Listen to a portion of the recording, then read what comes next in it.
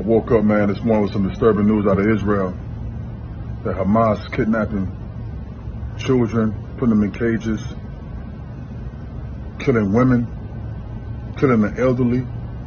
That's some coward. That's cowardly. And for all y'all Black Lives Matter who ain't saying nothing, well, let me figure out exactly what happened before I say anything. You.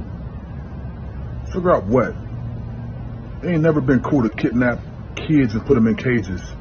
It ain't never been cool to kill women and elderly. Never been. No matter where you from, what you represent, what tribe you from, it don't matter. There ain't never been no cool. There ain't never been nothing that nobody supported. And then you go and hide and put the kids in front of you as a barricade. That's some coward. All you politicians who always have something to say on the contrary, I see you. You. All you Black Lives Matter people who always have something to say and always support everything else, and you quiet now, too. Only place in the world where I can go and study Torah and eat kosher food. Only place in the world. Some coward, y'all, and all y'all support it. You. On my mama, we don't respect none of y'all. All right, Shalom. This is your brother Nahoya from the GMS Orlando camp. I want to start off by giving all praise, honor, and glory to Yahweh, Bahashem, Yahweh Shai, Bahashem, Rakakudash. Double honors to the apostles and the elders of Great Millstone, who are the elders of Yasher Allah. And a sincere salutation to all you Akim, who are preaching this word and believing this word, and to the Akwath, who are believing this word in all truth and in sincerity. Yahweh is the name of the one they ignorantly call God. Yahweh Shai is the name of the one they ignorantly call Jesus. Bahashem is in the name. Rakah is spirit. Kodash is holy. Akyam is brothers. Akwath is sisters. Shalom means peace, and Yasher Allah is Israel in the ancient Paleo-Hebrew.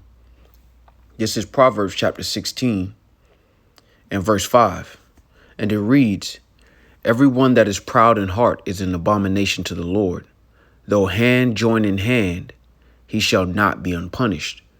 All right. And this was an example of this precept playing out, with the statement that Amari Stoudemire, a former NBA player, made concerning the state of Israel.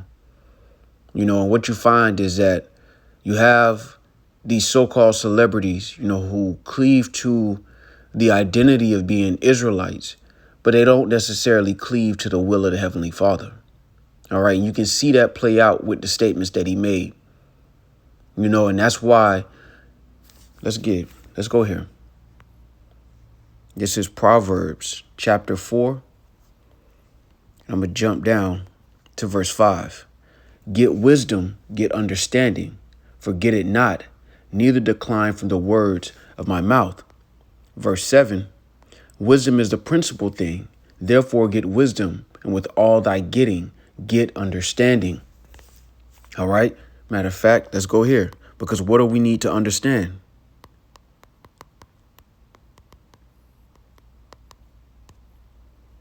This is Ephesians chapter 5, and I will start at, the point is in 17. I'm going to start at verse 15. "See then that ye walk circumspectly, not as fools, but as wise, redeeming the time, because the days are evil. Wherefore be ye not unwise, but understanding what the will of the Lord is. And be not drunk with wine, wherein is excess, but be filled with the Spirit." All right. And the doctrine that you heard spew out of Amari Stoudemire's mouth is a philosophy. It's a wine. All right. Scriptures talk about strong men to mingle wine and strong drink, roughly paraphrasing, in Isaiah the 5th chapter. But what you find is that you have these guys that understand that they're Israelites, but they're not submitting themselves to the will of the Lord. Let's just call it what it is. All right. Because we know, according to prophecy, what the Lord's going to do to the planet. And this guy with a platform that he has, it shows you that everyone that claims Israel, especially on the celebrity forum, if you will, is not of the will of the Lord. They can say they're Israelites all day, but what matters is if they are with the will of the Lord. That's why Ephesians 5 and 17 says, "Wherefore be not unwise." That statement that he made was very unwise, because you're basically speaking against the will of the Lord. All right. This is Ephesians 5 and 17. "Wherefore be ye not unwise, but understanding what the will of the Lord is, And Amari Stoudemire either doesn't understand what the will of the Lord is, all right, or he desires something completely different. He hears the will of the Lord, but his emotions have gotten the better of him. Because what book is everybody reading where he can see that he's an Israelite, but he can't see the will of the Lord and how it's supposed to play out? And that's why with all I get understanding. You know, brothers mention this oftentimes, that just being an Israelite ain't the finish line. Just knowing who you are as an Israelite is not the finish line. You also have to understand what the will of the Lord is and what time we're living in. All right, let's go there. All right, it's Ecclesiastes chapter 3 and verse 1. To everything there is a season and a time to every purpose under the heaven, a time to be born and a time to die, a time to plant and a time to pluck up that which is planted, a time to kill and a time to heal, a time to break down and a time to build up. All right. And one of the most important parts of prophecy, all right, is it gives you an understanding of the time that you're living in. All right. This is Matthew chapter 16 and verse 1. The Pharisees also with the Sadducees came, and tempting desired him that he would show them a sign from heaven. He answered and said unto them, when it is evening, ye say, it will be fair weather, for the sky is red. And in the morning, it will be foul weather today, for the sky is red and lowering. O ye hypocrites, ye can discern the face of the sky, but can ye not discern the signs of the times? This is important. That's why the Lord said he set up watchmen. You know, everyone who calls themselves an Israelite isn't necessarily considered a watchman, because when you don't deal with prophecy, then you don't really understand the time that you're living in. And Amari Stoudemire is an example of a guy who's waking up to the fact that he's an Israelite, but he's mingled the understanding of being an Israelite with Judaism and all kind of madness. That's why the scriptures talk about drinking out of your own cisterns. You know, when he first said he was an Israelite, everybody got, excited, when you deal with the Israelite community. But then when you actually dig into what these guys believe concerning the will of the Lord, it's completely different. And he's not alone in his thought process. You got a lot of so-called Negroes, Latinos, and Native Americans who call themselves Israelites. But when it comes to the will of the Lord, they wrestle against it. And that's why Ephesians 5 is beautiful, because it talks about understanding what the will of the Lord is, understanding what the Lord is about to do, understanding the times that we're living in. It's not just about knowing you're an Israelite, but it's also about knowing what time you're in as an Israelite. All things being lawful concerning the law, but not necessarily expedient, depending on the time that you're living in. And we're in a time where the Lord's about to pluck up, and it's obvious. The world is in disarray, and it's only descending more and more into madness as the Lord translates the kingdom from one people to another, with that people being the Israelites, Negroes, Latinos, Native Americans, West Indians, and Haitians and their descendants, under the one they ignorantly call Jesus, whose name is Yahushua. All right, this is Psalms 9 and 16. The Lord is known by the judgment which he executed. The wicked is snared in the work of his own hands. All right. So think about this, right? A guy like Amari Stoudemire and guys like him, they'll admit that we're Israelites. They'll admit that the Heavenly Father exists. But then when it comes to things that are playing out in the earth, they have this emotional reaction to what's happening on the earth, as if the Lord didn't already say it. So things start to happen in the earth and they get offended by the judgments of the Heavenly Father. That's why the scriptures say, again, Psalms 9 and 16, the Lord is known by the judgment which he executed. Nothing is happening on the earth without the Lord's will, without the Lord's consent. Nothing in the earth is happening without the Lord's consent. And when you understand that, you won't make statements like this guy, Amari Stoudemire. And that's why as we get closer and closer to the end, understanding what the will of the Lord is going to be extremely important, because it's already allowing us to navigate through a lot of the BS in this world. But it's going to make us firm as far as our foundation through the Spirit, Lord willing, we be a part of that number because we understand that the Lord is in full control.